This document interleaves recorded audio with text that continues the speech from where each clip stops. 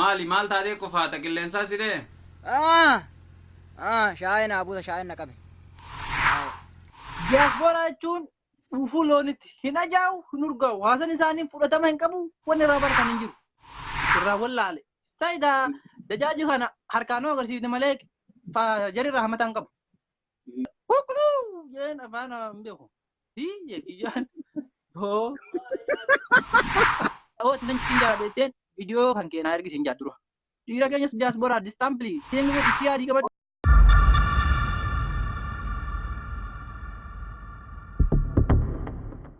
Ashama harka fuunee kabajamtootaa fi jaalatamtoota ilmaan Oromoo nageenyi keenya kan jaalalaatii fi kan kabajaa bakkuma jirtanitti isin haadha qabu isiniin jecha arrallee viidiyoo waa hedduu irraa baratanii ittiinis bohaartan takka isiniif qabannee dhufnee jirra.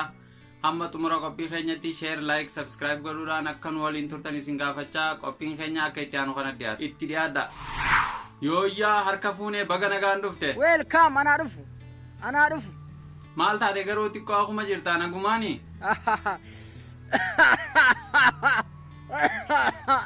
maal taatee qofaata qilleensaa sidee? Shaayina abuusa shaayina qabe. Shaayina. Hayyee dhugi shaayii gara gaafiif deebii keenyaatti dabarraa. La. Shaayii dhugeen qaal tokko. Tole hayyee kashaayillee dhugdee mirkaanuu diddee fuula kanarraa waa ifataa hayyee. Hoggaa fuula ifa tooyte kana maaliif irratti agarta? Umuriin dargaggummaa nageesse finniisni funyaarra na baate kan nama areedatti namatti ba'an kofunni sabbaha. Akkas taanaan waysi feesisaa jechuu maali jettee nan gaafatin malee. Akka dhageenyetti hoggaa shamarraniin wal baruu sirba tokko sirbaaf jedhanii mee sirba sannuuf sirba. Oromiyaa koo gubbaa biyya abbaa koo gubbaa suman fedhaa boonaa bareeda gurbaa. Nuti shamarraniif sirbisiin jenne woon ati gurbaa jechaa jirtaa barmee gurbummaa saniin as bayyiin. Guyyaa addaa akkuma beekamu nama guddaa wajjin jiru namni guddaa kanallee gaafiif deebii addaa waliin gaafachuu deemna. Hamileedhaan nu simatan hamilee hop. Siyaabeeti gaarra fuula guuraanatti nufin. Waaw himbooniin jaalalaa baga nagaan dhufte siin jenna. Laaboo ani hiyyeessan keetuu guurana duucheen bara akkuma itti seenuun dhabe. Hayyee abbaa kee salaamu alaikum. Waalaikum salaam. Daawwattoota keenya kabajamoo fi jaalatamoo akkuma argaa jirtan keessummaan isaa mucaa xiqqaa viidiyoo keenya ka darbe irratti gabbarri nutti kaalee jechuun iyyaa turedha. Maqaan isaa himbooniin jaalalaa jedhama. Dr. Shurrubbee fi himbooniin jaalalaa mudannoo baay'ee nama kofalchiisu kan jireenya baqaa keessatti isaan mudatee fi hiccitii dhiironni tokko maaliif viidiyoo uf marii shamarraniin nuuf ergi kan jedhu irratti mari'atu. Waliin daawwannee yaada irratti kannan hamma xumuraa obsaan akka nu waliin turtan isin gaafan itti dhiyaadha. Obsaan dhaggeeffadhaadhaatii yaada keessanis komentii nuuf godhaa daawwattoota keenya. Yaada keenya deddeebinaa qaqqaaliiwwan Afrikaashoonni diyaaspooraa jaalatamtoota fi jibbatamtoonni warri nama arrabsuu fi warra yaada namarraa dhaggeeffatu. Sinillee daawwattoota keenya sirriitti dhaggeeffadhaa. Diyaaspooraa jechuun maali? Sila hiika diyaaspooraa kana sin barreeddu. Diyaaspooraa jechuun dhufuu loonitti hin ajaa'u hin urgaa'u haasan isaanii fudhatama hin qabu wanni irraa baratan hin jiru. Baqillaal afaan Oromootti yoo hiikamu dhufuu loonii jedhama diyaaspooraa jechuun. Gara afaan Oromootti yoo hiikan jechaadha. Diyaaspooraa jechuun afaan Oromootiin dhufuu loonii hin ajaa'u hin urgaa'u. Okay, diyaaspooraa kana jechuun shamarran dhiiris diyaaspooraa jedhamanii waamanii walumaa galatti. Shamarran qofa warri Awustiraaliyaa jiru walaa Jawaar kanallee Jawaar hin jiru. Namni tokko namni ati diyaasporaan hundinuu dhufuu loonii taasan isaanii. Ani ergan yama walirraa ka'ee Finfinnee seeneen diyaasporaa naan jiru eegalan. Ayyee mee himbooniin jaalala egaa diyaaspooraa keessaa tokkoffaadha. Atillee eegi biyya Arabaa kana dhufte maaltu mudate diyaaspooraa koo himbooniin jaalala. Dura gaafa reefu mariyaati kana dhufu maqaan kiyya Humaar jedhama. Humaar jechuu kanaan Umar jettii Umar naan jiru jiraniinse Sayidaa isaa Himaar naan jiru jiran.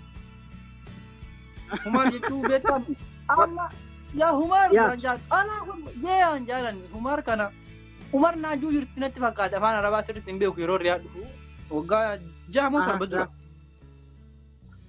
Yeroo duraadhaa maqaan kiyya Humaar turee gara galeetti Humaar irraa Muusatti naa deebi'e. Muusaadha maqaan keessummaas. Jalqaba biyya irraa baatee yookaan Yaman seentu afaan hin beekamu. Ana waan na mudate jira. Ana utuu dubbannu biyya Arabaa biyya Yaman gaafan jalqaba seenu karaatti Yamaniin kun arjaa turte beektaa baay'ee ta'u gaariidha. Amma maskida keessa hawwa kan salaanne gadi baanu kottaa nuun jette ta'al nuun jette afaan arabii kanan beeknu mire ta'al nuun jechuun kun maali jedheetan nuti nama sadii nama afur hin baqanne beektaa hin deemne fulus nuun jette birrii akkanutti qabbeesiin beektaa kottaa birrii fuudhatte fulus jechuun biyya kanatti poolisii jechuudha mitire andee jaartiin kun poolisii nu qabbee nu qabsiisuuf wagguu jennu fiigicha kana kunne kan nu jala fiidde isin fulus nuun jedhaatti beektaa birrii nu qabdee jira maskida keessa sadaqaa funaante nuti immoo poolisii nu qabuu dhufa poolis nuun jedhaatti jenneeti poolisii nutti waamaa jenneeti fiigicha kana hin fiin matooraan nu jala kaateen nu qaatee dhuftee haa poolis jettee birrii nu kenniti birrii oguu ne lakkoowwan tokko silaa birrii hangana kuma barreeffamti kumti jira jirti birrii kuma kudhan fayyaa nu kenniti lakka poolis jechuun kana jedheetta gammannee gorsaa kenne nama utuu karaa deemnu yoo poolisii argine polis yoo nuun jettu itti deemna lame etumatti deemna jecha waa tokko akka duraan birriidha jechaa jira. Ani immoo wani na mudate basaasotti riyaal dhibba birrii Itoophiyaa dhibbi takka achitti gara 200,000 kuma dhibbaan taabeetta kan nama sarafamu birrii Somaalee sana gartee silaa suni faayidaan qabu. Kanan riyaala dhibbaadhaa kana 100,000 Somaaleetti sarafadhee yoo laalu fistaala kurtu fistaalii jama fistaalii arungaajaa san xiqqoodhanii naa kennan haayi amma garuu suudii deema jee dhibbaan sarafadhanii 100,000 Somaaleetti afar boqol jaan deemaa boon afar boqol jama birriin isaanii hin beeku hiika afaan santi achumaan maal garuu suudii deeman kan argadhe jee nyararra kaadhee maxaama dhaqe suuqa jechuun waa nyaachuu wanni nani Itoophiyaatti qabadhee galuu ga'e suni daabboo lamaa fi shaayii wayii dhugee bishaan irratti bitadhee malsii eeggadhu malsiin hin jiru kurtufistaan wajjin fudhatan boo jarri rahmataan qabu jeetina ani booda sanuu fudhatan jeetuma nagumaan bahee deeme wallahi. Okay, yaman irratti maal simulate eegi baara jedhe yaman irratti waa'ee dhimma afaanii kana yookaan immoo nyaata kana akkamitti kadhachaa dhufte laatu dhugaa keenya akkamitti akka kadhachaa dhufte akkamitti akka nyaachaa dhufte. Afaan wallaahi irratti guyyaa tokko deemi dajaaja bite naan jaan handaa lukkuu yaa achumaan dhaq dajaaja dhaqe. Ijoollee wayii takka daa wanni na tumuudha fi miti isaan ulee markatti qabatanii dhaabbata. Jarri na tumuuf jeen an akkaan hin dagane dajaaja ogwaan achi ga'ee ijoollee argeen tumamuuf jee dagadhe waan naan jaan. Dajjaal jaa dhufe. Isa kiyyaan guyyaan qiyaamaa geesse agartee kiyyaan dajjaal argee dhufe naan jaan ijoolleen warra natti jaan taali arjaan naan jaan. Ish dajjaal naan jaan. Dajjaalitti fi dajaajattii na jalaa badde ogwaan suuqa dhaqe dhaappe zim jaan. Esa falumti hin jiru. Amma cuma dajaajattii wallaalee dhaqee dhaappe irraa wallaale. Sayida dajaaji kana harkaanoo agarsiifte malee jarri irraa hamataan qabu. Namni sii torgomu hin jiru achumaan jennaan kukuluu jeen afaan hin beeku. Hiyye kiyyaan.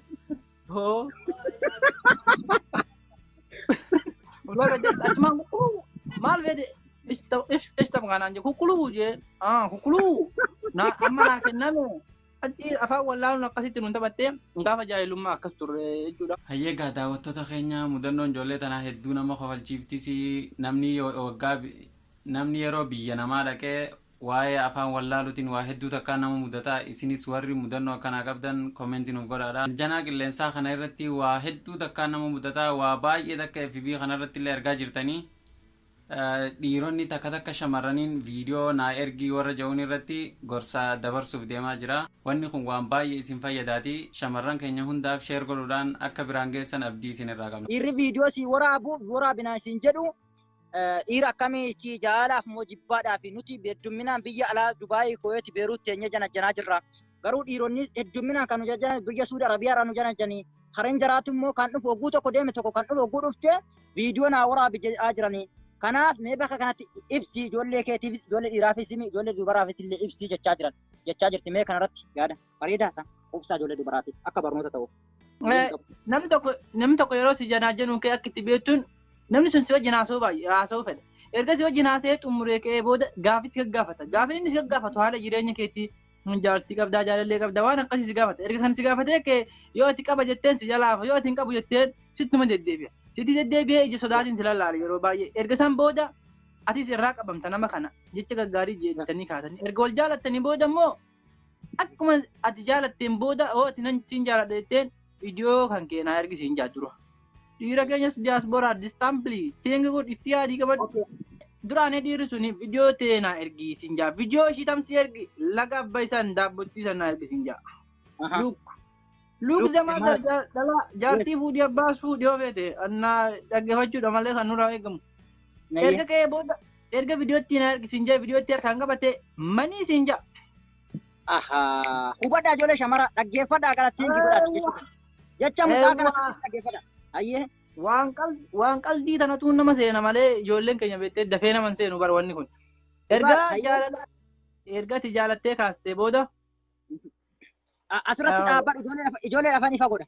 Bakki ijoolleen dhiiraa maallaqa gaafatanu viidiyoo naaf ergi jedhanu yoo viidiyoon ergamee jedhee gaafa viidiyootti of hirka kaatan yookaan maallaqa naa ergi jedhan jechaadha. Maallaqa gaafatan jechaadha.